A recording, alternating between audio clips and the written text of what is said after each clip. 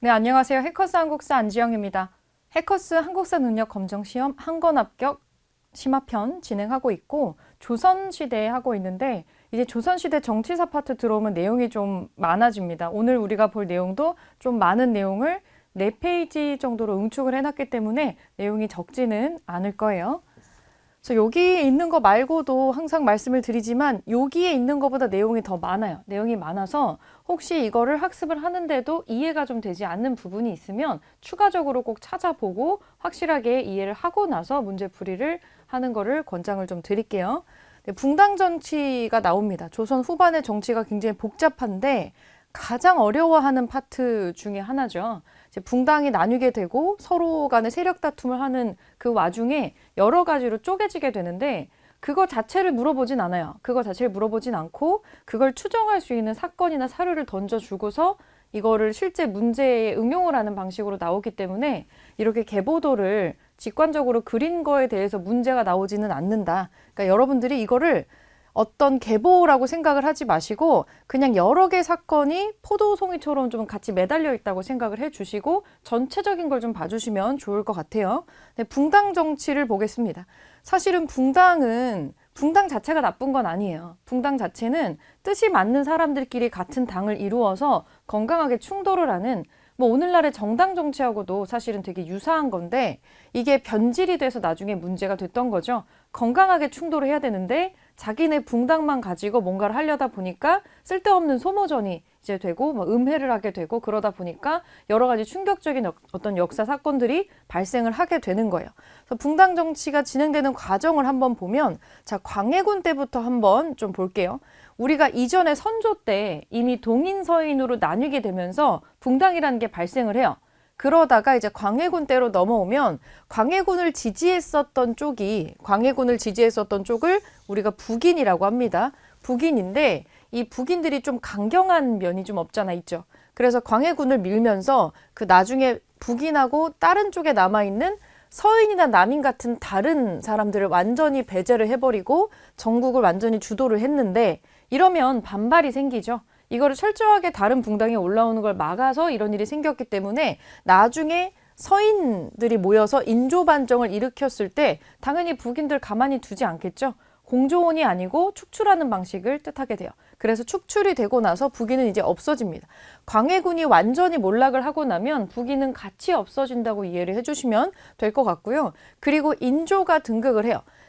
인조로 왕으로 만들어준 사람들이 서인이에요. 그러니까 임금도 이 서인들의 말을 아주 안 들을 수는 없겠죠. 이 서인들은 북인이랑 조금 다른 게 자기네들만 가져가지는 않았고 일부 남인이라고 하는 사람들을 정치에 참여를 시키면서 그래도 정당과 정당이 있는 그 붕당이 여러 개 있는 상태로 정치를 견제하는 식의 상호 비판적인 그런 거는 좀 공존하는 방식을 택해요.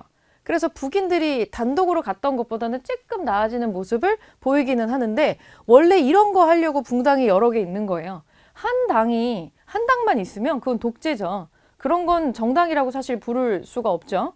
우리도 지금 정치에서 여당과 야당이 있는 거는 한 집단만의 이익을 반영하지 않기 위해서 그런 거예요.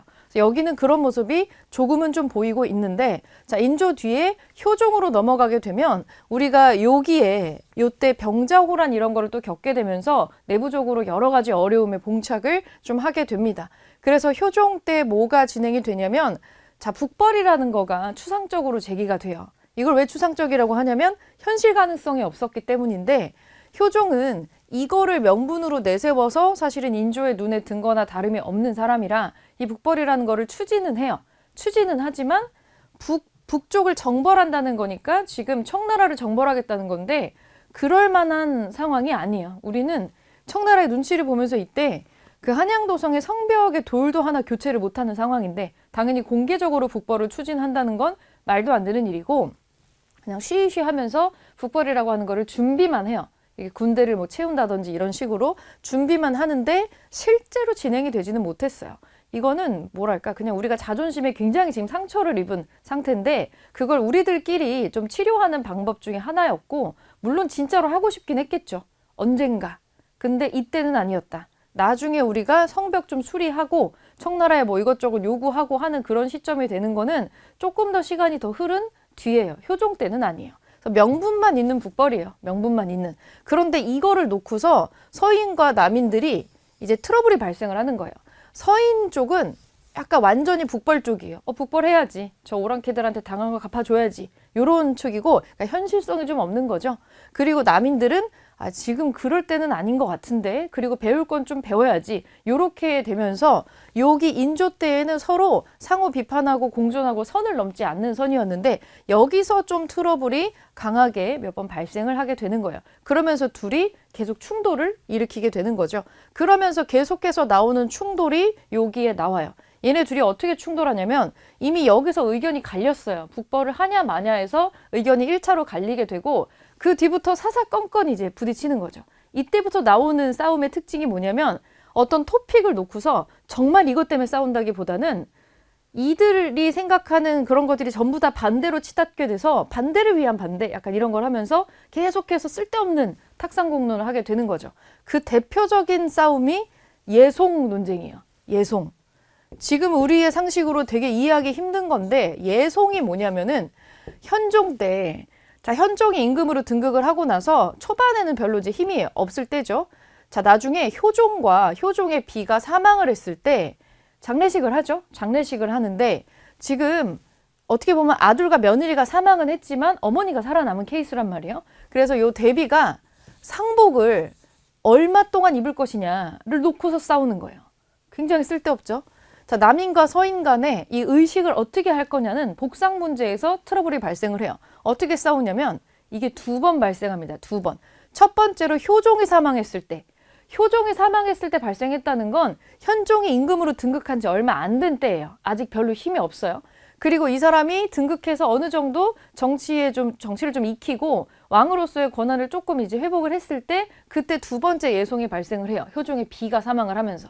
그래서 이거 2개 예송에서 현종이라고 하는 사람의 입지가 조금 다르다.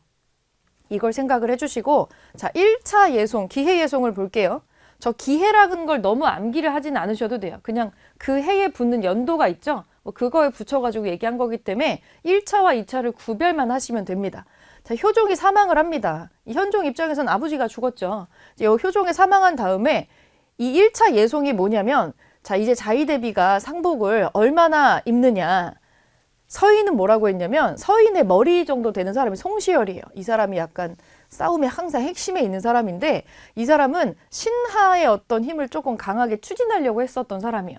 워낙에 여러 명의 임금을 또 모시다 보니까 또 나이도 꽤 되고 하다 보니 이 사람이 거의 우두머리처럼 서인들을 끌고 가는 그런 역할을 하는데 자의대비가 상복을 1년만 입으면 된다고 주장을 해요.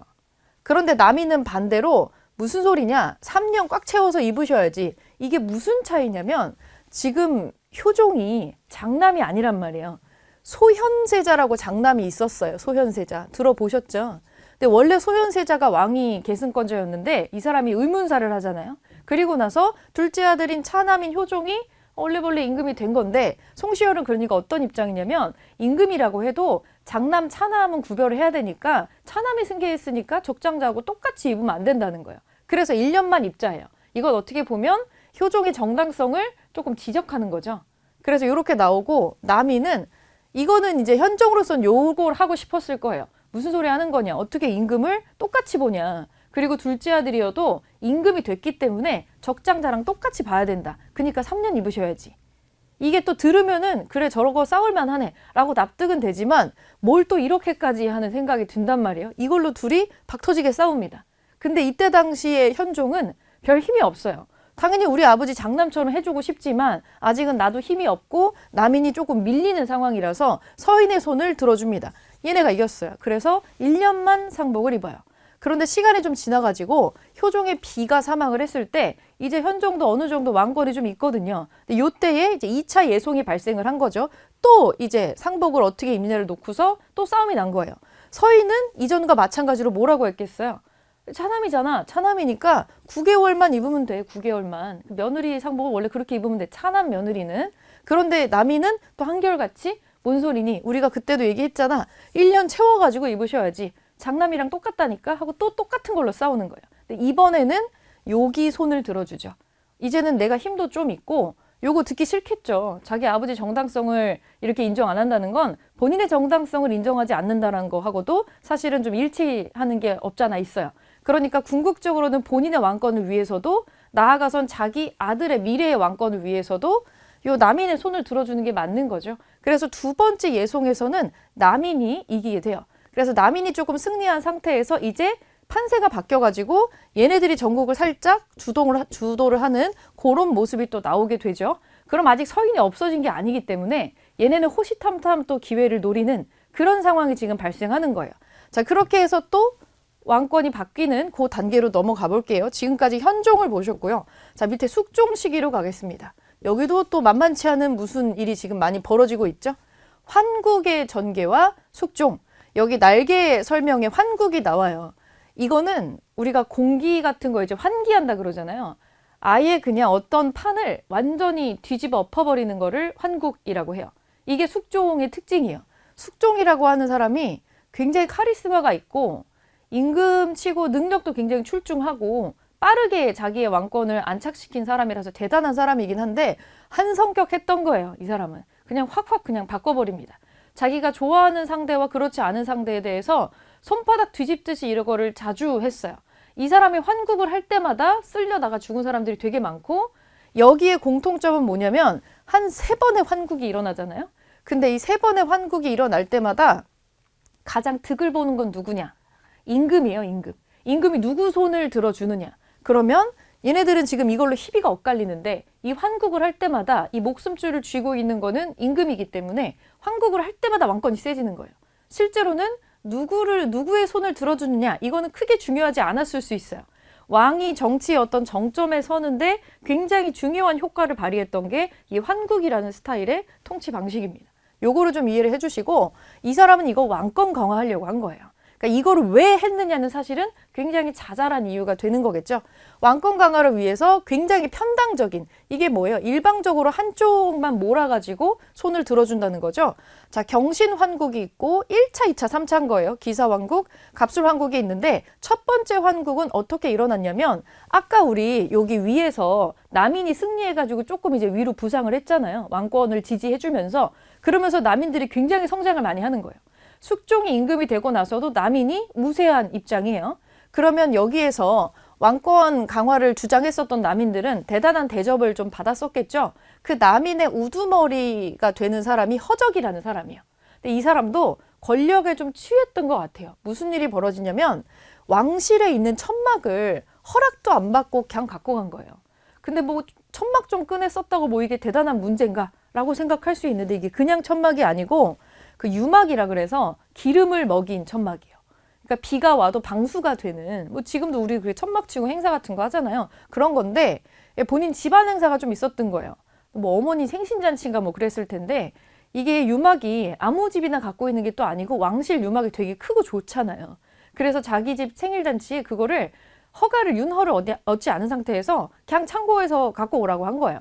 근데 이 사람이 그럴 만한 어떤 입김을 갖고 있었으니까 이걸 또 신하들이 갖다 빼다 줬겠죠. 그래서 이걸 갖다가 썼는데 이 무슨 일이 벌어졌냐면 그날 허정네 집에서 큰 어떤 집안 잔치가 있다는 걸 숙종이 알고 있었어요. 그래서 숙종이 저희 허적 대감 집에서 오늘 큰 행사가 있다는데 아이고 비가 오잖아. 그 왕실 천막 좀 꺼내서 갖다 줘라 라고 말을 했는데 이제 신하들이 벌써 갖고 갔대요. 이렇게 얘기를 한 거죠. 여기서 숙종이 이제 약간 꿈틀한 거죠. 벌써 꺼내가 내가 갖다 주라고도 안 했는데 이게 아주 지가 왕이나 다름이 없네? 이러면서 좀 괘씸하게 생각을 하고 슬슬 남인을 좀 눌러놓을 필요가 있다라고 생각을 했을 수 있겠죠. 그래서 숙종이 여기에 또 굉장히 짜증을 나게 되는 거예요. 그래서 이거를 이 남인인 허적이 요것 때문에 숙종이 불쾌했다는 얘기를 서인들은 이제 이런 것만 기다린 거죠. 언제 뭐 하나 꼬투리 잡아가지고 이거 뒤집을 기회만 노리고 있다가 요거다 해서 그 틈을 타가지고 기습적으로다가 뭔 얘기를 하냐면 이 허적의 서자가 있어요. 약간 이제 망나니 서자가 하나 있는데 얘가 비행을 하나를 갖다가 고발을 하는 거예요. 그 허적의 서자가 이상한 애들하고 어울려 다니면서 글쎄 역모를 꿈꾼다는 그런 고변을 해버린 거죠. 사실은 이게 진짜인지 아닌지는 중요하지 않아요. 중요하지 않아. 지금 뭔가 계속 이제 허적이라는 사람한테 트러블이 나고 있다는 게 중요한 거예요. 정말로 허적을 감싸줄 생각이었으면 뭔 말도 안 되는 소리니 하고 눌러버렸을 텐데 이거저거를 숙종이 다 듣고 나서는 결국 처벌을 하는 거예요. 이거 두 개가 같이 맞물리게 되면서 허적이랑 연관된 사람들 남인 쪽이 몰락을 해버리고 순식간에 몰락을 하고 서인이 다시 점프해서 올라가요. 이제 또 바뀌었죠. 또 바뀌어가지고 서인이 집권을 합니다. 근데 여기에서 남인 애들이 많이 얽혀 들어간 거예요. 허정만 들어간 게 아니라 윤휴 뭐 여러 사람들이 다 끌려 들어가서 사람의 인간관계라고 하는 게 그렇게 컬러별로 딱딱딱 나뉘는 게 아니라 그 서인들 쪽에서도 남인들하고 친분이 있는 사람들이 있잖아요. 이거를 뭐 남인 집안에서 태어나고 싶어서 태어나고 뭐 그런 게 전혀 아니기 때문에 어느 정도는 개인적인 인간관계가 막 뒤섞여 있는 상태란 말이에요. 그래서 요 상황이 딱 터졌을 때 서인 애들이 두 갈래로 나뉘는 거예요. 이 남인 애들을 어떻게 처리할 거냐, 그냥 싹 다 죽이고 다 내쫓을 것이냐, 아니면 그냥 일부 핵심만 보내고 나머지는 그냥 같이 끌고 갈 것이냐. 그러니까 강경파하고 온건파가 또 찢어진 거예요. 남인에게 조금 온화했었던 사람들을 소론이라고 하고요. 서인 중에서 강경했었던 사람들을 노론이라고 하는 거예요. 이렇게 해서 복잡한 계보도가 완성이 되는 건데, 자, 경신왕국에서는 서인승, 서인이 다시 등장을 하죠. 근데 서인이 또 슬슬 또 선 넘는 거예요.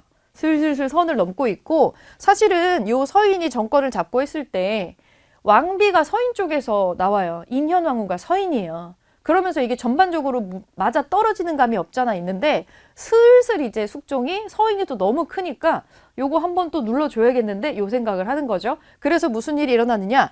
기사환국이 일어나요. 이때 명분은 뭐였느냐면 왕비는 인현왕후인데 둘이 그렇게 사이가 좋진 않았던 것으로 보여요. 장희빈이라고 하는 사람이 있죠. 장희빈, 희빈 장씨라는 분이 있는데 뭐 대단한 분이죠. 이분은 후궁, 그러니까 후궁 전에 원래 궁녀였다가 승을 입고 이제 후궁이 되어서 나중에 왕자까지 출산을 하게 되는 굉장한, 그래 나중에 왕비를 하잖아요. 이 희빈 장씨를 굉장히 총애를 해요. 숙종이 아들을 되게 늦게 봤어요. 아들을 늦게 본 게 이 희빈 장씨가 낳아준 아들이 첫 아들이에요.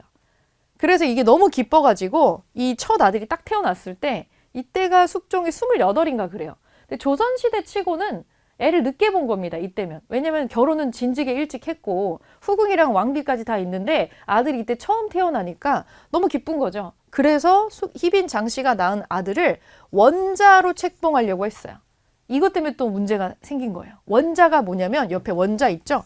원래는 왕이랑 왕비 사이에서 낳은 첫아들을 이제 원자라고 해야 돼요. 원래는. 그래서 원자라고 하는 건 뭐냐면 이 원자로 책봉이 되면 크게 이변이 없는 한 얘가 커서 세자가 돼요. 예비세자인 거죠. 예비세자. 근데 희빈 장씨는 왕비도 아니고 이 출산을 했을 때 인현왕후도 되게 젊었거든요. 20대란 말이에요. 그러면 언제 왕비가 출산을 할지도 모르는데 후궁의 아들을 더 먼저 태어났다는 이유로 원자 책봉을 하게 되면 족보도 많이 꼬이겠죠. 그리고 무엇보다도 희빈 장씨는 얘는 남인이에요. 이 사람은 남인 쪽이야. 그 서인 가만히 안 있겠죠. 아니 왕후께서 아직 왕비가 저렇게 젊으신데 왕도 젊고 왕비도 젊은 상황이잖아요. 그러면 얼마든지 출산의 가능성이 있는데 아니 무슨 후궁 애를 원자로 책봉을 하느냐. 가만히 안 있었겠죠. 서인이 난리가 났어요. 송시열이랑 막 다 같이 일어나서 이건 뭐 아니 될 일입니다 하면서 다 같이 반대를 하니까 숙종이 여기서 불같이 화를 냅니다. 니 뭔데 이렇게 얘기를 하냐. 내가 내 아들 원자로 책봉하겠다는데 지금 후계가 이렇게 오래 비어있는데 너는 위기감이 없어? 하면서 미친 듯이 화를 내요. 그러면서 이거를 제안을 했었던 서인 송시열을 사약을 매겨버리는 거예요. 이 사람이 죽는 거는 좀 예상 밖의 일이었어요. 이 송시열 죽이는 게 쉽지 않았어요. 왜냐하면 송시열이 너무 그러니까 너무 입지전적인 인물이라서 만약에 송시열을 죽인다라고 서울에 송시열이 있는 상태에서 송시열 죽일 거야 이렇게 발표하면 뭐 성균관 애들 막 다 같이 들고 일어나가지고 나를 죽이고 죽이시오 뭐 이런 거 했을 거예요. 사실 조선시대 임금들이 되게 불쌍한 게 엄청 협박을 많이 해요. 이 선비들이. 툭하면 죽겠다고 도끼 들고 막 찾아온단 말이에요. 근데 유교국가의 군주가 또 선비들의 의견을 수렴을 또 안 할 수가 없잖아요. 그거 다 죽일 수 없잖아요. 그래서 숙종도 이 사람도 머리를 잘 썼죠. 이 송시열을 유배를 보냈다가 이제 서울로 들어오기 전에 죽인 거예요. 서울 들어오기 전에 이를테면 뭐 휴게소 같은 데에서 기습적으로다가 이제 사약이 간 거죠. 송시열도 서울 문턱만 넘어가면 한양만 넘어가면 본인이 안 죽을 수 있다는 거 알고 있어요. 그래서 이 사약 항아리가 왔을 때 안 먹으려고 막 기를 씁니다. 실제로 송시열의 사망이 그렇게 깨끗하지가 않았어요. 이 사람이 뭐 우리가 드라마에서 보는 것처럼 선비들이 보통 사약이 오면 그냥 하고 마시고 그냥 깨끗하게 죽잖아요. 별로 그렇게 깨끗하게 죽지를 않았어요. 안 죽으려고 거의 용을 썼어요. 정말 이거를 임금이 내린 것이 맞느냐, 이걸 내가 어떻게 믿냐, 내가 이제 상을 독대하겠다 이러면서 막 난리를 칩니다. 보통은 사약 먹는 사람 중에 이렇게 난리치는 사람들이 있어요. 그래서 금부도사들이 여기 양쪽에 잡고 사약을 억지로 내갔다고 나오는데 이 어르신이 힘도 되게 좋아가지고 이때 이미 거의 7순이 넘었을 텐데 힘도 엄청 좋아서 막 그거 다 뿌리치면서 정말 거기 주막에서 난리를 친 거예요.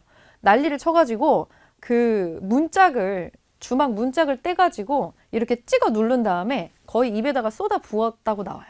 그거 먹으면서 엄청 욕을 하면서 죽었어요. 내가 그 이씨 집안의 숙종의 후손에 씨를 말릴 거라고 막 욕을 하면서 굉장히 볼썽사납게 죽은 거예요. 엄청 성인군자로 칭송받았던 거에 비하면 굉장히 세속적인 죽음입니다. 그런데 나중에 이 죽음을 전달을 받고 사관들이 그걸 쓸 수가 없잖아요. 그 사관들도 다 서인 쪽 사람들이란 말이에요. 이거를 우리 쪽의 치부인데 쓸 수가 없으니까 요 내용을 이렇게 안 썼어요. 그냥 사약을 받은 거를 깔끔하게 쓴 다음에 이 사약 안 먹으려고 막 몸부림친 얘기가 나중에 누구 걸로 야사로 돌아다니냐면 장희빈이 죽을 때 사약을 뭐 안 먹으려고 난리를 치다가 막 그렇게 먹었다는 얘기가 있잖아요. 그건 사실 송시열의 죽음이고요. 장희빈이 사약 먹는 건 아무것도 못 봤어요. 이건 지어낸 얘기에 좀 가까운 거죠. 그래서 송시열이 죽습니다. 송시열이 죽으면서 서인이 좀 깨갱했겠죠. 서인이 좀 깨갱을 하면서 다시 남인이 정권을 장악을 해요. 이때는 장희빈이 굉장한 총애를 받고 있을 때 아들도 낳았겠다. 이 아들이 원자도 됐겠다. 그러면서 남인이 다시 등극을 하고 어느 정도까지 가느냐. 인현왕후 이참에 폐위. 인현왕후 폐위되고 희빈 장씨가 왕비가 됩니다. 전무후무한 사태인 거예요. 이 사람 딱 한 명밖에 없어요. 이렇게 왕비까지 올라간 사람은. 그러면서 왕비의 자리까지 꿰차고 남인이 승승장구를 하게 되죠. 그래서 인현왕후가 이때 되게 불쌍하게 묘사가 되는데 뭐 인현왕후 하면은 되게 현모양처 같은 그런 이미지가 있잖아요. 근데 이것도 약간 만들어진 이미지고요. 그냥 둘 사이가 원래 좋지 않았고 인현왕후가 그렇게 선한 성격은 아니었어요. 그러니까 아무 말도 안 하고 막 이렇게 고구마처럼 참고 막 이런 이미지로 많이 그려지지만 어느 정도 할 말은 했던 것으로 보이고요. 할 말은 했던 것으로 보이고 이것 때문에 숙종이 되게 짜증나하는 그런 기록들이 나와요. 그러니까 부부싸움을 하고 나면 이렇게 아침에 회의할 때 정승 판서들 앞에 모여 있잖아요. 그럼 이제 거기다 대고 이제 너무 짜증난다고 이거 어떻게 생각하냐 너무하지 않아? 이렇게 막 자기네들 얘기를 해서 그거를 또 정승 판서들이 그러네요 이럴 순 없잖아요. 둘이 좀 대화를 좀 해서 풀어보심이 이러면서 약간 부부관계가 트러블이 장희빈 때문에 있었던 거라기보다는 일단 둘 사이가 그렇게 썩 좋진 않았고 인현왕후가 그렇게 고분고분한 성격은 아니었다라고 나와요. 둘이 자주 싸웠어요. 이것도 하나의 어떤 모티브가 됐겠죠. 순수하게 장희빈 때문에 쫓겨난 건 아니라는 얘기예요. 거기다가 서인들이 자꾸 이래라 저래라 하니까 그 괘씸죄가 플러스 알파가 됐겠죠. 그래서 폐위까지 이제 되게 되는 건데 이렇게 해서 이제 두 번째에선 남인이 이제 이긴단 말이에요. 남인이 이기는데 자, 세 번째로 또 판이 뒤집혀요. 여기 갑술왕국에서 보면은 자, 남인 쪽이 완전히 서인 애들이 아직은 있잖아요. 아직은 있으니까 불안하죠. 지금 앞에서 무수히 많은 시간 동안에 엎치락 뒤치락을 계속했는데 아직 인현왕후도 살아있고 송시열이 죽었지만 서인 쪽이 아직 살아있단 말이에요. 그러면 이거가 언제 얘네들이 또 무슨 꼬투리를 잡아서 또 올라올지 모르니까 이거 씨앗을 완전히 제거하고 싶다는 생각을 하게 된 거예요. 그래서 완전히 서인을 제거하려고 계획을 좀 짜요. 당연히 서인 쪽은 언젠가 인현왕후를 다시 복귀하려고 준비를 조금 하고 있었을 텐데 요거를 이제 굉장히 자극적이고 조금 과장을 해서 이제 밀고 같은 걸 하려고 했었었는데 이미 또 숙종은 머릿속에서 어느 한쪽이 머리가 너무 크면은 주기적으로 누르는 방식의 어떤 스타일을 고수하고 있었기 때문에 남인애들 또 이거 선 넘네 하고 이제 남인을 완전히 또 이제 몰락시키게 되는 거죠. 왜냐면 인현왕후를 다시 복귀시켜요. 다시 복귀시키고 자 여기서 그 비참하게 죽었던 송시열이 다시 복구가 돼요. 지위가 회복된다는 말이에요. 그러면 이제 또 전세가 역전이 되죠. 그래서 서인이 다시 올라오고요. 남인이 이제 여기서 완전히 이제 흩어져 버린다고 보시면 돼요. 그리고 이제 노론과 소론이라고 하는 서인 쪽 사람들이 이거를 이끌어 가게 된다라고 생각을 해주시면 됩니다. 여기에서 중요한 거는 우리가 사극에서 봤었던 스토리가 지금 여기 있잖아요. 단순하게 이 숙종이라는 사람이 여성 편력 때문에 이걸 한 게 아니에요. 여기에는 굉장히 복잡한 이들이 소속된 붕당의 문제가 들어가 있고, 이걸 통해서 가장 득을 본 사람은 왕이다. 왕권 강화를 위해서 이런 거를 했더라. 그래서 서인, 남인, 서인 순서로 계속해서 엎치락 뒤치락 하는 게 환국이라고 하는 거다. 그런데 자, 이제 남인이 저기 지방으로 밀려났어요. 저 지방으로 밀려나고 이제 서인의 세상이 되었는데, 이상하게 우리는 한 집단이 이걸 독점을 해도 또 여기서도 의견이 또 갈린단 말이에요. 서인 애들도 노론이랑 소론이 있잖아요. 남인의 온건한 파랑 강경한 파가 있으니까 얘네들이 또 싸우는 거죠. 자, 노론과 소론이 점점 싸우다가 이 투닥투닥이 굉장히 세지는 거예요. 어떻게 세지냐면, 자, 얘네 둘이서 있었는데 이제 숙종 다음에 경종하고, 장희빈 아들인 경종하고, 그리고 나중에 영조가 이제 등장을 한단 말이에요. 가장 어쩌면 조선시대 역사상 제일 드라마틱한 역사가 등장하는 때가 노론소론 있었던 요 시기인데, 자, 보면은, 자, 경종, 장희빈의 아들이 경종이 즉위하고 나서 경종이 또 몸이 또 되게 약했다고 돼 있어요. 아들이 또 태어나지가 않으니까 후계 자리가 비어있지 않느냐라고 하면서 이제 후계자를 책봉하라는 문제 때문에 둘이 막 싸우는데, 이거 뭐 말도 안 되는 얘기인 게, 자, 지금 세자가 아니고 지금 후계 자리가 비어있으면 세자 책봉 문제를 해야 되잖아요. 왜냐면 경종도 되게 젊은 청년이니까 지금 뭐 당장 애가 없어도 뭐 건강을 회복하면서 아기를 낳을 수도 있지 않겠어요? 후궁도 드리고 하면. 그런데 그런 노력을 먼저 권장을 하는 게 아니라 후계 자리가 비어 있으니까, 사실 이 사람이 몸이 약하다고 해도 뭐 갑자기 오늘 내일 하는 것도 아닌데 몸이 약한 임금 앞에서 너 언제 죽을지 모르니까 어떻게든 후계를 정해. 이것도 굉장히 예의가 없는 발언이에요. 그런데 경종 앞에서 세자가 없으니까, 원자가 없잖아요. 왕자가 없으니까 세제를 책봉하라고 하는 거예요. 세제. 세제가 누구냐? 형제죠, 형제. 너 아들 없으니까 네 형제 중에 하나를 후계로 정하라는 거예요. 이 얼마나 무례한 요구인가요? 나 저 멀쩡히 살아있는데 거의 산송장 취급하는 거죠. 이때 세제 책봉에 나온 사람이 영조예요. 연인군이었던 영조가 이 세제 자리에 이 물망에 올라가지고 이걸 미는 쪽과 그렇지 않은 쪽이 지금 다툼이 되는 거죠. 급기야는 세제가 대리청정을 해야 된다. 몸이 약하니까. 경종도 영조하고 사이가 나쁘진 않았던 것 같아요. 자기가 먼저 대리청정을 막 요청을 하고 했었으니까. 근데 이게 그렇게 쉬운 문제가 아니에요. 영조 입장에서는 고마워 형 하고 받을 수가 없어요. 왜냐면 이걸 내가 덥석 받았다가 역모가 될 수 있거든요. 이거 아주 좋다고 받네? 너 평소에도 이 생각하고 있었구나? 되게 힘든 거지. 이 영조는 입지가 이땐 굉장히 좁았어요. 왜냐면 경종은 그래도 엄마가 왕비도 한 번 했었고 이름난 후궁이었잖아요. 장희빈의 아들이니까. 영조는 엄마가 뭐 정확히 어떤 직군이었는지는 밝혀진 바가 없지만 뭐 많은 분들이 무술이였다라고 많이 얘기를 해요. 그러니까 궁궐에서 가장 신분이 낮은 정말 무술이었으면, 무술이는 궁녀들 빨래해주고 막 그런 사람이거든요. 진짜 신분이 너무 낮은 사람. 그러니까 이 영조라고 하는 사람은 반의 반쪽짜리 왕자 뭐 이 정도라고 보시면 돼요. 경종이랑 굳이 비교를 한다면. 그러니까 이쪽 저쪽에서 자기가 어쩌지를 못하고 이때 엄청 마음고생을 많이 했을 거예요. 그러면서 이런 사건이 투닥투닥 하는 와중에, 자, 노론과 소론이 점점점 한쪽은 경종을 지지하고 한쪽은 영조를 지지하는 쪽으로 슬쩍쿵 이제 갈라지게 된 거죠.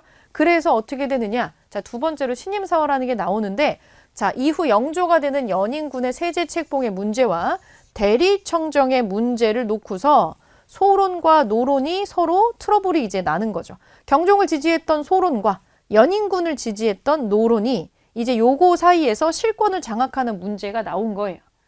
되게 말도 안 되는 싸움이에요. 이때 경종이 굉장히 젊었던 거를 봤을 때 이것 때문에 더 아팠을 수 있어요. 조금 더 치료를 하고, 임금이 아프면 치료를 권해야지 무슨 형제를 가지고 후계를 이으라고 해요. 숙종식이었으면 있을 수가 없는, 숙종이 28대 아들을 보잖아요. 근데 숙종이 20대 초반인데 너 아직 아들이 없으니까 네 형제 중에 하나를 찍어서 임금을 해라. 난리 났겠죠. 이것도 왕권이 약하니까 이런 일이 일어났던 것으로 보입니다. 뭔가 전반적으로 상당히 불안정한 모습을 지금 보이죠. 그러면 이제 시대가 경종이 죽고 나서 이후를 한번 보겠습니다. 결국에 경종이 한 4년 정도밖에 치세를 못하고 죽게 되는 거죠. 몸이 굉장히 약해서. 사실은 이 죽음에도 여러 가지 설이 있어요. 경종이 죽었을 때 어떤 우리가 흔히 말하는 암이라든지 이런 엄청난 질병으로 죽었다기보다 그 급격히 약해진 몸에 어떤 사고 같은 게 겹치게 되면서 또 급작스럽게 죽었단 말이에요. 배탈 비슷한 게 나가지고. 배탈이라기보다 식중독 같은 증상을 보이다가 죽었는데 그거의 원인이 되는 음식을 영조가 제공했다라는 설이 굉장히 파다하게 퍼져 있었죠. 영조가 죽을 때까지 떼지 못한 꼬리표예요. 경종 독사라고 임금되지 않았냐? 이런 설이 굉장히 많이 있었는데 영조하고 정조 시기로 이제 넘어왔어요. 개인적으로는 집안 문제가 되게 복잡하고 굉장히 복잡한 집안에서 성장을 했지만 이 영조하고 정조 시대가 아이러니하게도 정치는 나름 태평성대였어요. 얘네 둘이서 왕권을 좀 강력하게 끌고 갔던 점이 있거든요. 그래서 탕평 정치하고 개혁 정치로 대변되는 사람들인데 이 두 사람 시대를 묶어서 나름 조선 후기의 르네상스라고도 해요. 백성들의 삶은 그렇게 힘들지 않았을 거라고 보는 거죠. 자, 영조 한번 볼게요. 즉위한 직후에 이 사람의 상황은 지금 어땠냐면 별로 막 그렇게 좋지는 않은데 자, 이때 이 사람은 뭐라고 했냐면 지금 신하들끼리의 싸움이 너무 과열이 되고 있어요. 그래서 임금이 누구 편을 드냐에 따라서 너무 엎치락 뒤치락이 되니까 본인 아버지가 이제 그런 걸 했잖아요. 한쪽을 막 우쭈쭈 이뻐하는 나는 이거 안 한다는 거야. 나는 이거 안 할 거고 나는 탕탕평평하게 할 거야. 누구를 일방적으로 편드는 거 하지 않을 거야. 그냥 똑똑하고 일 잘하면 어느 당이든 나는 신경 안 쓰고 골고루 인재 등용할 거다. 이게 탕평이에요. 어느 한쪽만 무조건 이뻐하고 난 이런 거 하지 않을 거야 라는 탕평이라고 하는 거를 이제 교서를 발표를 하고서 나 이거 진짜 할 거다라고 굉장히 강력한 의지를 보이게 됩니다. 그래서 나중에 이제 탕평비 같은 것도 세우고 이런 것들이 지금 나오게 되는데 즉위 직후에는 그렇게 왕권이 탄탄하진 않았어요. 그 이인좌의 난이라는 게 있어요. 사실은 노론과 소론 사이가 좀 싸우면서 한쪽이 또 일방적으로 영조를 지지했던 집단이 남은 상황이기 때문에 축출된 소론들이 또 가만히 안 있겠죠. 그 중에 하나가 이인좌의 난이라는 게 있는데 자, 경종의 죽음에 영조 관계가 없니? 너네 사실은 임금 독사라고 이렇게 된 거 아니야? 이런 식으로 일으킨 난이 이인좌의 난이에요. 이게 영조한테 거의 크리티컬 데미지를 주게 되는데 여기에 얽혀 죽은 사람이 또 되게 많아요. 왜냐면 영조가 이 경종의 죽음에 정말 연결이 돼 있냐 안 돼 있냐는 아무도 몰라요. 아무도 모르지만 이거를 영조가 이렇게 반란이 일어나면 그 친국이라는 걸 하잖아요. 사극에 보면 이 고문당하면서 막 말해라 뭐 이렇게 하는 그 자리에 굳이 나간단 말이에요. 굳이 나가서 그 죄인한테 굳이 이거를 구구절절하게 막 설명을 해요. 너가 잘못 알고 있어. 내가 그때 뭐 간장게장이랑 꽃감을 줘가지고 형님이 그것 때문에 죽었다고 잘못된 소문이 돌고 있는데 나는 간장게장이나 꽃감을 형님에게 준 적이 없어. 라고 자기가 굳이 가서 이거를 자꾸 설명을 해요. 그러니까 이런 거가 사실 어떤 모함을 받으면 이게 너무 터무니없는 모함이면 보통 어떻게 해요? 그냥 묵살하죠. 그걸 굳이 가서 변명을 하지 않는단 말이에요. 거론할 가치가 없으니까. 근데 영조는 자기가 이걸 자꾸 해명을 하고 다니는 거예요. 물론 억울해서 그랬을 수 있죠. 근데 뭔가 이런 여하간의 사정이 뭔가 매끄럽지 않다라고 보는 견해가 있어요. 사실은 간장게장이랑 꽃감이 문제가 아니고 그때 트러블이 나가지고 경종이 쓰러진 것까지는 팩트예요. 근데 이때 영조가 자기 형님의 몸을 보호하겠다고 약을 지어서 올린 게 있어요. 보약이지, 보약. 근데 그 보약이 너무 건강한 사람도 감당하기 힘들 정도의 강한 약재를 부자니 인삼인 이런 걸 많이 써가지고 그 약이 독이 됐다는 설이 좀 있어요. 그러니까 이것도 애매하죠. 이걸 과연 독살이라고 봐야 되냐. 약 먹고 탈나서 죽은 거를. 그걸 준 거는 선한 목적에서 준 건데 근데 부자라고 하는 약재가 조절을 잘해야 돼요. 그래서 처음에는 그 약도 그 어이들이 짓지 않으려고 했었었는데 그랬다간 또 큰일 나잖아요. 지금 경종이 진짜 죽을 수도 있는데 세제로 책봉된 영조의 심기를 거슬렀다가 나중에 이 사람 등극하고 제일 먼저 죽는단 말이죠. 그래서 그 약을 지어가지고 올렸는데 뭐 그것 때문에 죽었는지는 명확치 않아요. 어쨌거나 죽어버렸으니까 그리고 나서. 그래서 이제 경종의 죽음이 뭔가 자연스럽지가 않은데 여기에 어떤 식으로든 영조가 연루가 됐을 거라고 사람들이 생각하는 사람들이 있었던 거죠. 그렇게 해서 초반에 일어났었던 제일 큰 난이 이인좌의 난이에요. 이런 것 때문에 영조가 나름 요즘 속된 말로 치면 마상을 되게 세게 입어요. 아니라니까? 나 그런 거 한 적 없다니까? 내가 형님을 얼마나 사랑했는데 하면서 되게 읍소를 하지만 별로 그렇게 먹히지를 않습니다. 영조 즉위하고 나서 뭐 10년 넘어갈 때까지도 자잘자잘한 이런 얘기들이 끊임없이 반복이 돼서 아마 이 사람이 성격이 꼬인 이유 중에 하나가 요런 것 때문에 정당성을 좀채 인정받지 못했던 거 요것 때문에 굉장한 스트레스를 받은 것으로 보여요. 그래서 이 사람이 나름 공부도 되게 열심히 하고 나는 성인군주로 역사에는 기록이 돼야 되기 때문에 열심히 탕평책을 해요. 탕평파라고 하는 사람들을 등용을 합니다. 좀 착하고 어디 치우치지 않은 사람들을 쏙쏙 뽑아가지고 요 사람들을 뽑아서 해요. 근데 사실 완전하게 탕평을 카리스마 있게 쫙 끌고 가진 못해요. 왜냐면 나를 왕으로 만들어준 사람도 노론 쪽 사람들이니까 이 사람들 완전히 무시 못하는 거죠. 그래서 본인의 의욕과는 다르게 탕평인 듯 탕평이 아닌 듯 하는 걸로 질질질 약간 끌려가는 그런 게 조금 있는 거죠. 왕권은 강했는데 완전히 노론 애들을 무시하지는 못하는 그런 상황에 지금 있어요. 근데 대외적으로는 나는 탕평할 거야 라고 이미 선포를 해놨기 때문에 자, 성균관이라고 하는 학교 입구에다가 탕평비를 세워놨어요. 이거 지금도 있습니다. 요거를 세워놓고 여기 옆에 사진이 있죠. 성균관대학교 입구에 크게 비각에 지금도 들어가 있습니다. 그런 상황이 되어 있는데 자, 여기에서 뭘 또 하냐면 자, 이조전락이라는 데가 있어요. 맨 처음에 선조 시기에 붕당이 발생했었던 원인이에요. 저게. 요것 때문에 자꾸 애들이 싸우는구나. 이렇게 생각을 해서 얘네들 힘을 쭉 약화시켜 버립니다. 왜냐면 여기서 추천권 같은 거를 가지고 있으니까 이것 때문에 서로 박터지게 더 싸운다고 생각을 해서 얘네들 싸우는 걸 조금 완화를 하기 위해서 얘네들이 가지고 있었던 후임자 추천권 그리고 3, 4의 관리를 선발했었던 이런 거를 없애버려요. 그냥 아예 제도를 바꿔버리는 거죠. 이런 건덕지를 주지 않겠다라는 거예요. 이렇게 열심히 했는데 여기서도 이제 한계로 받는 게 강력한 왕권을 추구하기는 했는데 잠깐 누른 거예요. 잠깐. 왜냐면 이 사람도 출신 성분이 그렇게 깨끗하거나 완벽하지 않았고 혈통이 영조도 그리고 등극의 과정이 좀 모호하죠. 좀 모호해서 완벽하게 사람들이 이 사람한테 이제 굴복을 했다기보다 잠깐 눌렸다가 뭔가 어떤 구실이 나왔을 때 탁 하고 튀어오릅니다. 그게 사도세자의 죽음인데 사도세자가 죽으면서 또 얘네들끼리 싸움이 나요. 어떻게 싸움이 나느냐? 자, 벽파와 시파라는 걸로 나뉘어요. 사도세자를 어떻게 긍정적으로 보는 쪽과 부정적으로 보는 쪽으로 또 쪼개지는 거예요. 그러면서 사실은 본인이 원했던 어떤 탕평 정치가 궁극적으로 진행되지는 못한다는 한계점을 갖고 있어요. 그럼에도 불구하고 영조는 군주로서는 긍정평가를 받아요. 자, 영조가 있었던 대표적인 개혁 정책이 나오네요. 균역법. 사람들을 굉장히 힘들게 했었던 군역이라고 하는 게 있어요. 원래 군대 가는 그런 건데 군대를 가면서 군포를 내는 게 있거든요. 군포. 그러니까 이거는 군대에 관련된 세금인데 옷감을 매년 2필씩 내야 돼요. 근데 성인 남자 한 명당 2필씩 내는 거예요. 그러면 집에 남자가 한 3명 있으면 6필을 내야 돼요. 이게 엄청난 부담이었다는 거죠. 집집마다. 그래서 자기가 봤더니 이 백성들을 굉장히 괴롭히는 것 중에 여기 군포가 있더라. 이거를 50% 삭감한다. 그러면서 2필에서 1필로 줄여요. 엄청난 걸 해준 거죠. 그러면 구멍이 나잖아요. 50%가 줄여졌으니까. 그 구멍은 신하들한테 알아서 메꾸라고 해요. 자, 너네가 이제 머리를 짜내서 이걸 메꿀 방법을 고안해내. 그래서 뭐 잡세도 걷어들이고 뭐 어쩌고 저쩌고 하면서 어떻게 메꿔요.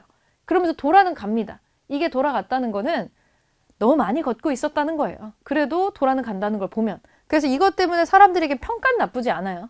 왜냐면 진짜로 사람들의 생활에 관심은 있었어요. 내가 다스려야 될 내 백성. 이런 거는 있었다라는 얘기죠. 그리고 사회 시책으로 그 신문고라고 있잖아요. 신문고 억울하면 두드려 하는 북 있죠. 이것도 부활시키고 그리고 청계천 준설 사업이 있어요. 지금 아마 서울에 복개돼 있잖아요. 청계천이. 가보신 분도 있으실 텐데 이 청계천이 가보시면 되게 얕죠? 물이 되게 얕아요. 옛날에도 그렇게 깊은 데가 아니었어요. 그거 그냥 완전 실개천 같은 거니까. 근데 여기가 비가 오면은 장마가 지면은 넘치는 거지 자꾸. 바닥이 너무 낮으니까 얘가 한번 넘치면 주변에 있는 집들 다 떠내려가는 거예요.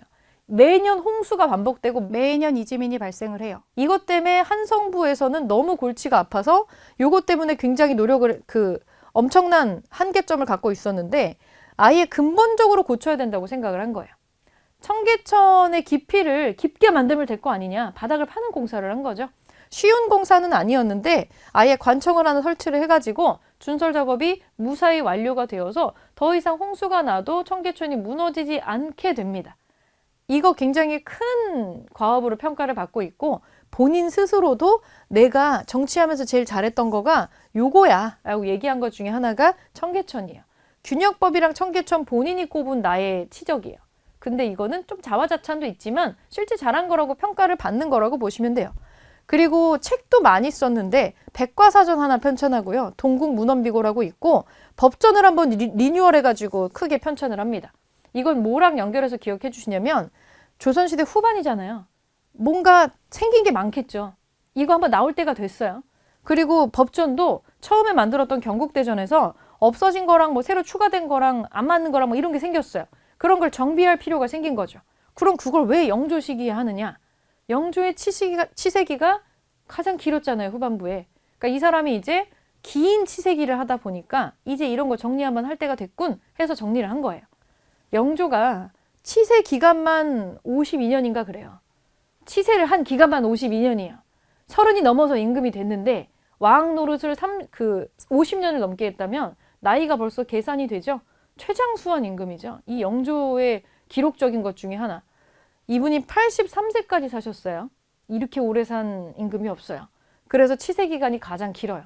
52년이라는 치세기는 조선 왕조가 약 500년인데 10분의 1이 영조 치세라는 거잖아요. 그러니까 뭔가 많이 생겨났고 정리를 할 만한 생각도 들었을 법해요. 그거랑 이 편찬 사업을 같이 연결해 주시고 이 영조의 뒤에 천만다행인 거는 아주 혁신적인 사람이 또 여기를 이어받아서 요걸 그대로 끌고 가준다는 거예요.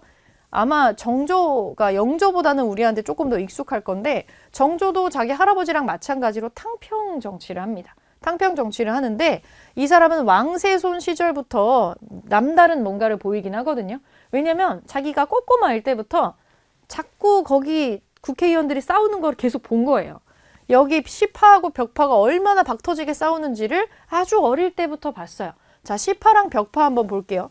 사도세자를 긍정적으로 보는 파고 이 벽파는 영조 편을 드는. 그러니까 사도세자는 죽어 마땅했어. 약간 이런 파예요. 이렇게 나오는데 제가 일부러 생략을 했는데 사도세자 그 쌀통에 갇혀가지고 죽은 정조의 아버지 있죠? 이 너무 충격적이고 엽기적인 사건이었어요. 뭐 차마 사람들 사이에서 뒤주라는 단어를 궁궐 안에서 그냥 아예 금지. 그래서 역사책에도 뒤주에 가두어서 죽었다라고 되어 있지 않아요. 그냥 그것 뭐 이런 식으로 나와요. 아예 그냥 언급을 피해버리는. 그리고 이제 그 사도세자가 죽은 그 사건도 이모년의 그 일 뭐 이런 식으로 표시를 하지 절대 이거를 언급을 하지는 않죠. 굉장히 충격적인 사건이었거든요. 정조가 그거 겪었을 때 11살이었어요. 애기잖아요, 완전히. 그러니까 얘는 지금 치료를 받아야 되는데 어떻게 보면은 자기 아버지를 뒤주에 넣어서 굶겨 죽인 게 자기 친할아버지인데 그 친할아버지 밑에서 세자 수업을 받으면서 성장을 한 거예요. 이 사람도 정신이 온전하기가 참 힘들겠죠. 보통 정신력으로 안 되는 일이에요. 그러면서 아주 오래전부터 이거를 경험을 하고 나니까 이제 내가 만약에 등극을 하게 되면 어떻게 해야겠다라는 걸 이미 세손 시절부터 어느 정도 생각은 했던 것으로 보여요. 그래서 즉위를 하고 나서 이 사람은 굉장히 강력한 탕평책을 해요. 이거를 괜히 어벙찌게 이렇게 하니까 괜히 이런 식으로 트러블이 더 난다. 임금이 강력하게 뭔가를 잡고 팍 끌어가야지 하면서 강력한 탕평책을 추진을 합니다. 둘 다 탕평을 했는데 영조는 그렇게 강력하지 못한 탕평을 했어요. 이걸 완론 탕평이라고 하고 정조가 추구했었던 강력한 탕평을 준론 탕평이라고 해요. 근데 정조는 영조보다 한 단계 더 올라가 있는 게 정말 이 사람은 완벽에 가까운 군주상이에요. 정조보다 똑똑한 사람이 없어요. 그리고 거의 모든 걸 알고 있어요. 여기저기에 자기의 어떤 이렇게 말하면 좀 그렇지만 자기가 심어놓은 첩자들이 여기저기에 있어가지고 뭐 다른 걸 뭔가를 할 수가 없는 상황을 만들어 놓고 20년 동안 굉장히 강력한 치세기를 누리는 거죠. 이 사람은 철저하게 능력 중시예요. 일부러 약간 영조는 균형을 맞추기 위해서 이렇게 조절하는 경향이 있었는데 아니 나는 그냥 능력주의로 갈 거야. 근데 이쪽 땅에만 능력자가 있어? 그러면 여기만 쓸 수 있는 거지. 이 사람이 생각하는 탕평은 그런 거예요. 그냥 수치적으로 균형을 맞춰 놓는 게 아니고 철저하게 능력제로 가서 그냥 붕당이라는 거가 희미해지게 그런 걸 하려고 했었던 거죠. 자, 무조건 능력 있는 사람 쓸 거야 하면서 쭉쭉쭉 쓰게 되고 그리고 나중에 국정을 운영하면서 조금씩 이제 자기의 사도세자 그 아버지를 이제 올리는 작업을 조금씩 하게 되는데 요거를 반대했었던 사람들하고도 교류를 해요. 그러니까 철저하게 합리적인 거에서, 그러니까 개인적인 원한을 잠깐 내려놓고서 필요한 사람들은 필요한 만큼 데리고 있었다는 거예요. 사도세자를 약간 미치광이 취급하면서 절대로 이거 하면 안 된다라고 했었던 사람들도 있는데, 이런 사람들까지 어쨌거나 안고 갔어요. 좋아서 안고 간 건 아니겠지만 그런 식으로 이제 이런 거를 좀 보이는데, 그 정조 때에는 원래 벼슬을 하면 안 되는 사람들도 벼슬을 많이 했죠. 여기 지금 밑에 또 나오는데, 이 사람이 했던 개혁 정치는 뭐냐면, 일단 중요한 건 이걸 하려면 왕권이 세야 돼요. 왕권이 세야 돼. 그래서 이 사람이 한 게 조선시대 그 어떤 임금도 한 적이 없던 거. 여기 초계문신제라고 나오죠. 이 사람이, 여러분 잘 생각해 보세요. 11살 때 자기 아버지가 세자인데 쌀독에 갇혀가지고 죽는 걸 봤어. 막 울면서 그거를 막아보려고 했는데 안 됐잖아요. 사도세자가 칼 맞고 억하고 죽은 게 아니라 그 쌀독에 갇혀가지고 일주일 동안 말라 죽은 거란 말이에요.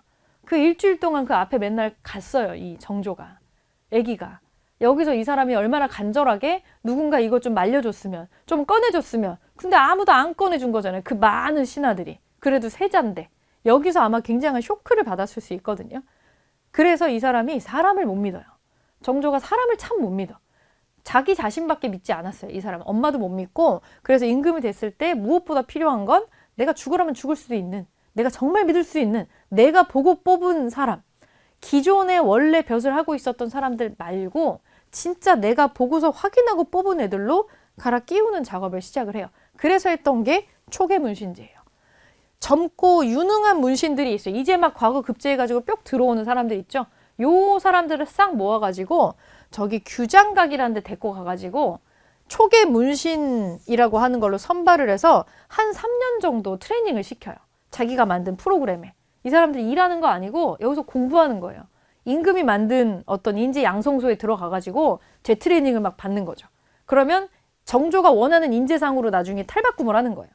요 초계문신을 수료를 하고 나면은 이제 정부 요직으로 들어가게 됩니다. 이게 한 10년 정도 유지가 된 제도고요. 이거 졸업생이 한 130명 정도 돼요. 대표적인 인물이 정약용이에요. 여기에다 들어갔었던 인물 중에서. 그리고 이제 나의 브레인을 딱 태어났으니까 나의 칼도 다시 만들어 놔야겠죠. 정말 못 믿겠는 거는 금군들이에요. 나를 지켜준다고 서 있는 이 금군들이 다 어느 집안 뭐 사병 출신에다가 출신을 내가 알 수가 없는, 내가 등을 맡길 수가 없는 거지 이 사람들한테. 그래서 장용영이라고 하는 국왕 친위 부대를 신설을 한 다음에 자기가 뽑아요. 엄청난 숫자의 무신을 뽑아요. 되게 많은 숫자를. 그래서 얘네들을 두 개로 쪼개서 내영을 서울에 놓고 외영을 수원 화성에다가 갖다 놓습니다. 이 장영영이 이 정조의 칼이라고 생각을 해주시면 돼요. 그리고 이제 이 초계문신제랑 같이 연결됐었던 데가 이제 규장각인데, 말하는 거는 왕실 도서관이야 라고 말은 했지만 진짜 도서관 하려고 한 건 아니겠죠. 인재를 양성하고 뽑고 키우는 그런 용도로 여기를 썼다라고 보시면 되고, 그 세종대왕의 집현전 비슷해요. 그 집현전 학사들도 세종의 어떤 인재 뱅크였으니까 그런 거라고 생각해 주시면 되고요. 이 규장각에 딸려있는 검서청이라는 데가 있어요. 검서청. 책 같은 거 출판하면 이제 오탈자 같은 거 이렇게 보고 자료 조사하는 그런 조금 하급 관리들이 있는데, 요 검서청에서 일했었던 사람들이 검서관이거든요. 근데 이 검서관들을 초반에 뽑을 때 이 사람들이 이제 원래 벼슬 못하는 사람들이에요. 서자 출신들이라서. 서얼이라고 하는 사람들이 있단 말이에요. 조선시대에는 첩의 자식들에 대한 굉장한 핸디캡을 뒀어요. 왜냐면 이렇게 안 하면 너무 나라의 기강이 무너질 것 같아서 첩의 자식들은 출세를 할 수 있는 문과시험, 그 과거시험 중에 문과에 아예 응시를 아예 그냥 못하게 했었어요. 근데 정조가 그거를 없애버립니다. 그냥 아주 청료직에만 안 올라가면 되는 거 아니야? 올라가게 해! 그래서 문을 뚫어줍니다. 서얼 허통을 하는 거예요. 그래서 들어온 사람들이, 자, 이덕무, 유득공, 박제가라는 사람 어디서 많이 들어봤죠. 조선시대 후반에 실학제로 나오는 사람들, 이 사람들이 다 서자예요. 정조가 아니면 궁궐 문턱을 넘어올 수도 없었던 사람들이에요. 그러면 여러분들 생각에 여러분들이 박제가나 유독공이라면 정조한테 고맙지 않겠어요? 굉장한 어떤 정조의 브레인으로 기능을 하겠죠. 이런 사람들이 이제 막 생겼다라는 거죠. 그리고 정조 치세기 최고 업적 중에 하나, 수원화성. 자기의 정치적인 이상을 실현하는 상징적인 계획도시로 만들었는데, 이런 거 만든다고 하면 또 가만히 안 있겠죠. 우리도 왜 한때 서울을 옮긴다는 그런 얘기가 있었잖아요. 이게 쉬운 게 아니에요. 원래 서울에서 기반을 갖고 있었던 사람들이 있는데 다른 지역을 그렇게 키운다는 거는 이 사람들이 다시 원점으로 돌아간다는 뜻이니까. 그래서 이거를 할 때 수원에 화성을 건립하는 명분은 그쪽에 아버지 무덤을 갖다 놓고 효도한다고 그걸 많이 밀어붙였었죠. 물론 효도도 하고 싶었겠지만 그것이 100%는 아니었단 얘기예요. 진짜로는 내가 뭔가 정치적인 이상을 한양에서는 할 수가 없어서 나중에 여기서 내가 뭔가 한번 해봐야지. 그렇게 하면서 세웠던 신도시가 수원 화성이에요. 이게 여러 가지로 좀 기록을 많이 가지고 있어요. 한 10년짜리 공사인데 2년 8개월 만에 다 완성을 시켜버리고 여기서 그 유명한 거중기 같은 것도 등장을 하고 굉장히 유명하게 나오는 현재 유네스코 세계문화유산으로 등재가 되어 있는 거기도 하죠. 그리고 이 사람이 경제정책으로도 약간 조선시대 후반 임금이라 그랬는지 좀 이게 깨어 있어요. 조금 살짝 자본주의적 마인드가 살짝 들어가 있는 사람이에요. 그래서 뭘 하냐면 야 경제를 육성시키려면은 물건을 사고 파는 게 자유로워야지 그걸 한정된 사람들이 독점을 하면은 장사가 육성이 안 되잖아요. 그래서 신해통공이라는 거를 해요. 아주 필수적인 6개 항목만 빼고 나서는 너네 시전 상인들이 갖고 있었던 특권 있잖아. 노점상 뒤집어 버리는 거 있어요. 그거 이제 하지 마. 내비둬 그냥. 그래서 이제 누구나 원하면 장사를 할 수 있게 되면서 상업이 굉장히 빠르게 발전을 하게 되는 거죠. 그리고 자기 할아버지에 이어서 정조 때에도 편찬을 많이 하는데 왜냐면 뭘 많이 해요 지금. 뭘 많이 하고 있으니까 여기에 맞춰서 모두 지금 바꿔야 되는 시점에 온 거예요. 그래서 법전을 한번 또 리뉴얼을 합니다.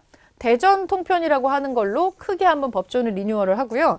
그동안 주고받았던 외교 문서도 상당히 많이 쌓여 있어요. 이거 쭉 모아가지고 동문회고라는 외교 문서 이 모음집을 만듭니다. 그리고 아버지가 처음에 편찬에 관여했었던 사도세자가 먼저 만들고 있었던 무예 도보통지라는 책을 무술서거든요. 요거를 완성을 시켜요. 이게 지금 책이 있어요. 그래서 이거를 보고서 지금 수원에 가면은 수원 화성 행궁 앞에서 주말마다 이거 실제 이거 시범 보여주는 그 이벤트 같은 거 행사를 지금도 하고 있죠. 그리고 자기가 그 왕세손 시절부터 꾸준히 썼던 일기가 있어요. 그리고 임금이 되고 나서도 꾸준히 일기를 기록을 해요. 그게 일성록이에요. 되게 특이한 기록이에요. 개인 일기에서 공식 국정 기록이 됐으니까.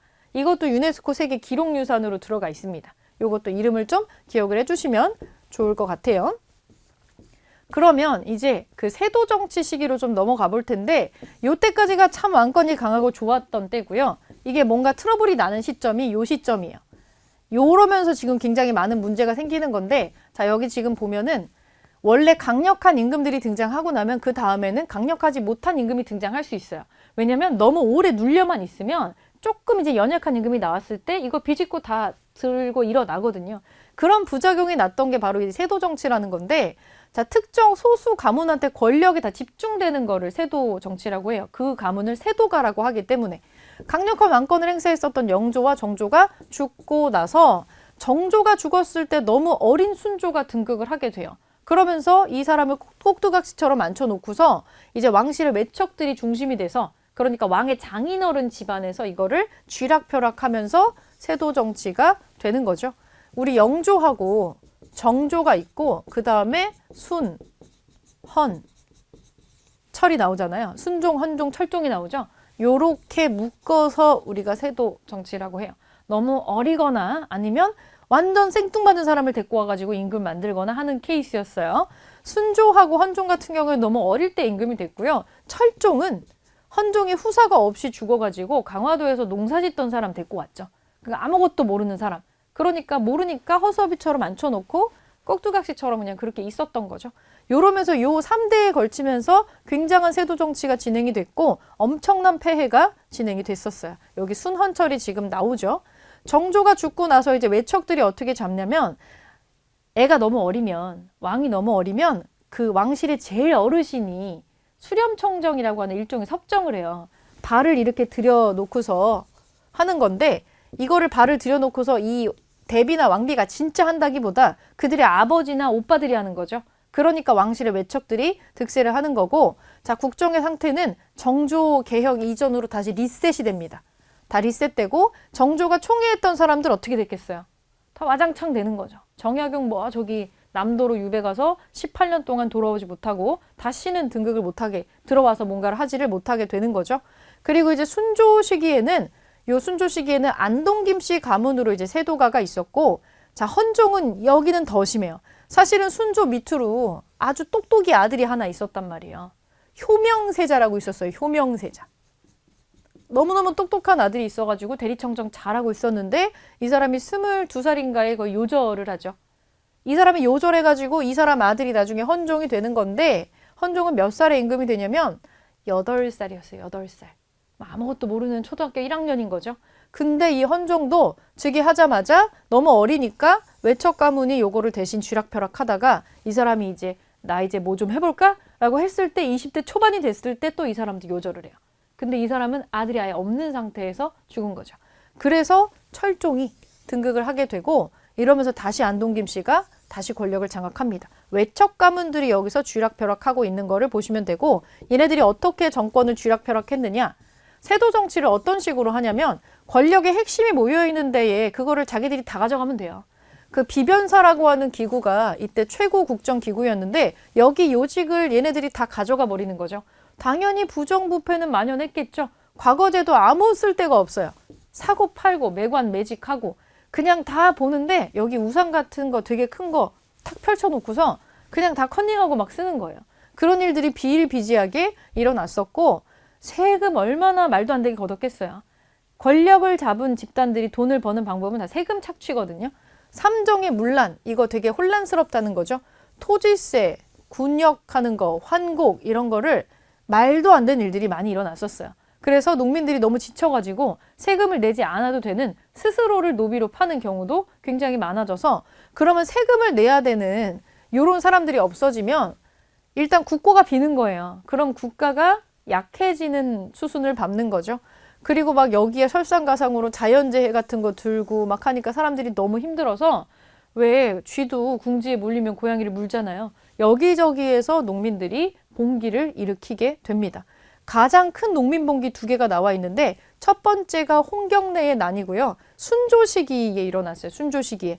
세도정치 수탈 그리고 이 홍경래가 저기 평안도라고 해서 저기 서북 지역이거든요. 지금 북한에 저기 위쪽에 이쪽 지역이 옛날부터 좀 차별을 좀 많이 받았어요. 지역 차별을.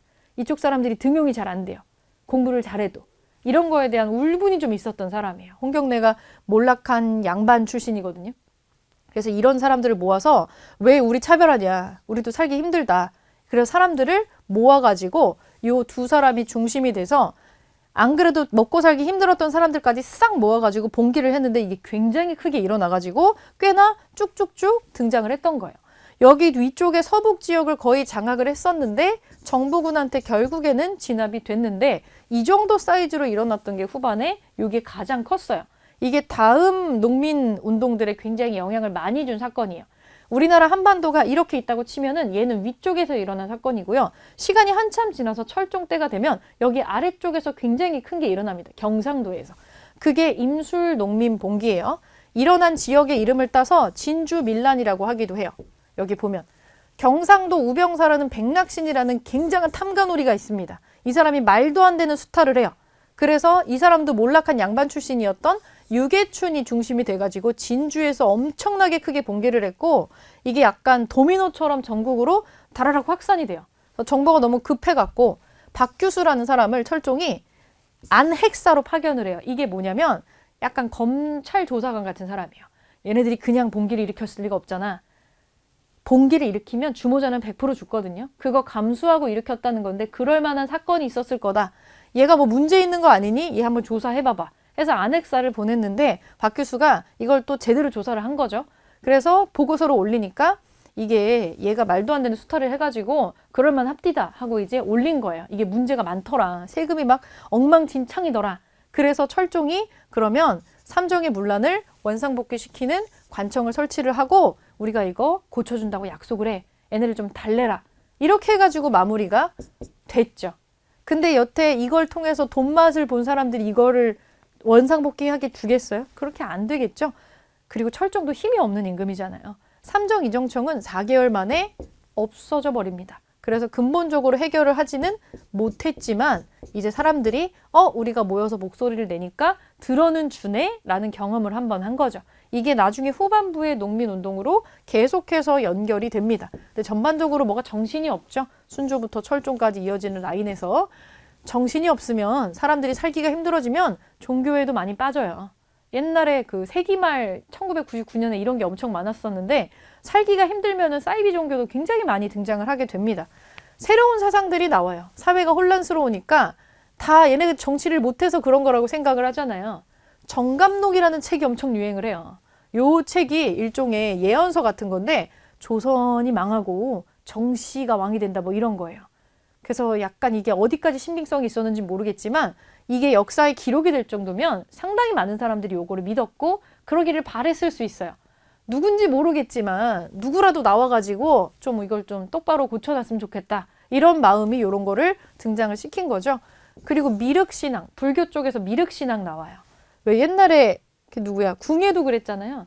미래에 나타나서 우리 구해준다는 부처가 미륵이에요. 우리 너무 힘드니까 이제 구해주러 누군가가 온다. 이런 게 크게 유행을 하고 너무 힘드니까. 그리고 이때쯤에 들어와서 크게 성장하는 게 서양의 종교였던 천주교, 서학입니다. 청나라 사신들에 의해서 책들이 들어온 거예요.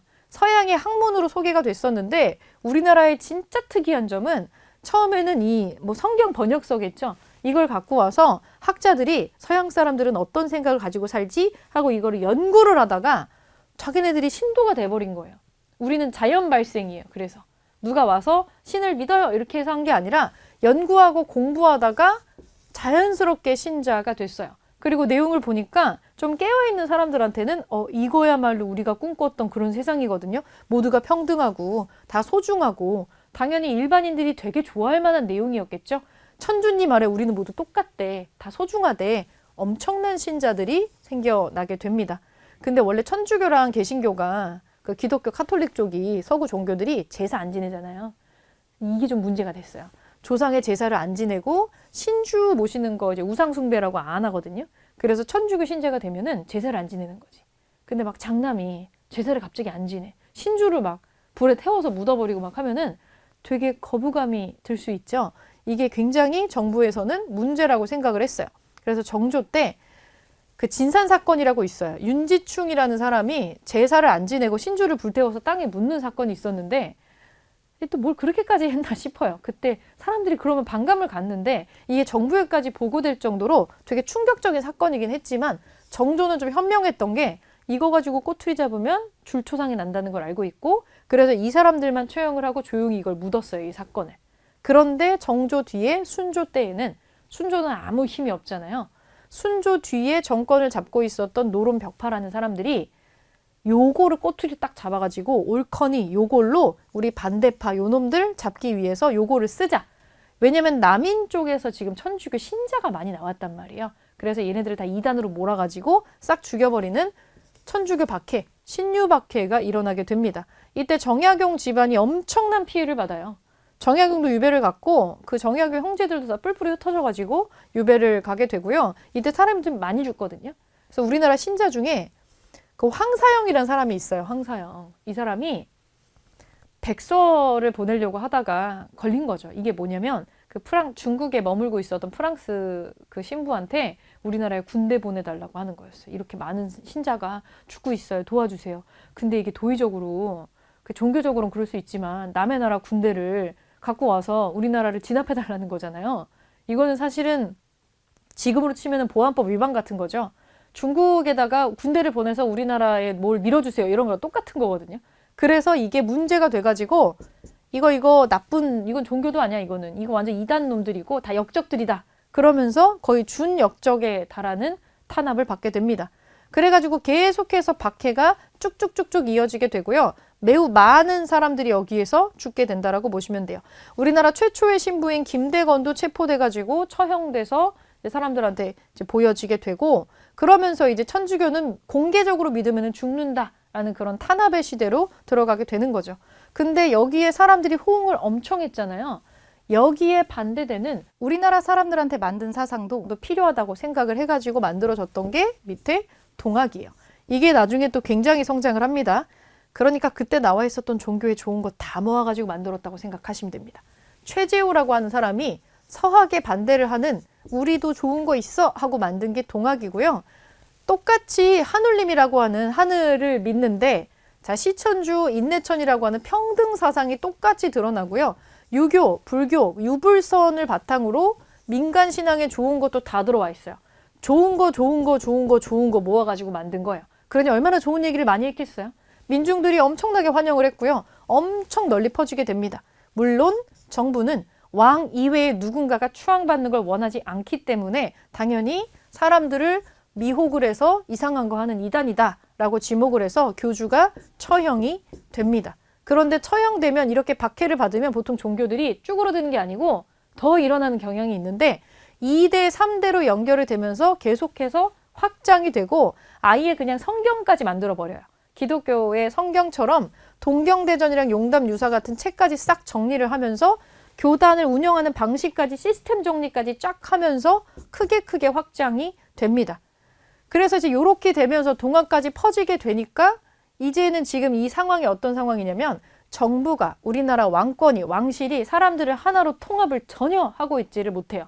그러니까 사람들이 정감록도 믿고 미륵신앙도 믿고 서학도 들어와서 날리고 동학도 이렇게 나는 거죠. 이 동학은 나중에 뭘로 연결이 돼요? 뒤에 동학농민운동으로 또 연결이 되는 그런 거를 볼 수가 있는 거죠. 간단하게 여기서 개념 퀴즈로 정리하고 마무리해 보겠습니다. 자, 맞으면 0표, 틀리면 X표를 하시오. 희빈 장씨 소생의 원자책봉 문제로 기사 환국이 발생했다. 그쵸? 희빈 장씨 소생의 원자책봉을 하는 거를 가지고 환국이 이제 일어났었죠. 요거는 맞는 얘기고, 경상 우병사 백낙신의 수탈이 원인이 되어가지고 홍경래의 난이 일어났다.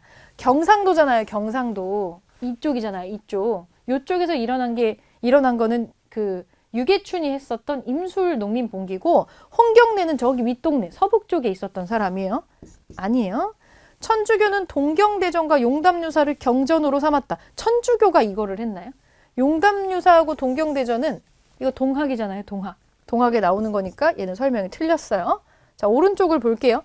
영조가 통치체제를 정비하기 위해서 법전을 한번 리뉴얼을 하죠. 속대전이라는 거를 영조가 해요. 그리고 그 뒤에 정조가 대전 통편을 다시 정리하는 거예요. 정조는 정책 연구를 담당하는 핵심 기구로 규장각 설치했죠. 지편전 세종대왕, 규장각 정조 이거 그냥 세트로 묶어서 암기해도 무방합니다. 삼정이정청을 설치한 건 철종이에요. 그 임술 농민 봉기를 마무리하는 과정에서 요거 설치했었죠. 신유박해로 누가 유배가 됩니까? 이 박해라는 걸로 유배가 되는 거는 요 천주교 쪽이거든요. 그래서 정약용이랑 연결해 주시면 되고, 최지훈은 유배되지 않았고 처형당했죠. 자, 지금 내용이 상당히 많은 게 한 챕터에 꾸겨 들어가 있었어요. 물론 여기 사이사이에도 행간 사이에도 굉장히 많은 사건이 들어가 있는데 주로 문제가 출제되는 줄기에 대한 내용들이 여기에 나왔다고 생각을 해주시고, 여기에 나온 이론적인 내용들을 실제 기출에서 풀어보셨을 때 이해가 안 되는 파트가 있으면은 해답지에 나오는 그 1, 2, 3, 4, 5 선지의 내용을 가지고 반드시 내용을 보강을 해 주셔야 됩니다. 그럼 이 복잡한 조선시대 후반의 정치의 부분이 어떤 식의 사료를 가지고 문제로 출제가 되는지 다음 시간에 기출문제로 확인해 보겠습니다.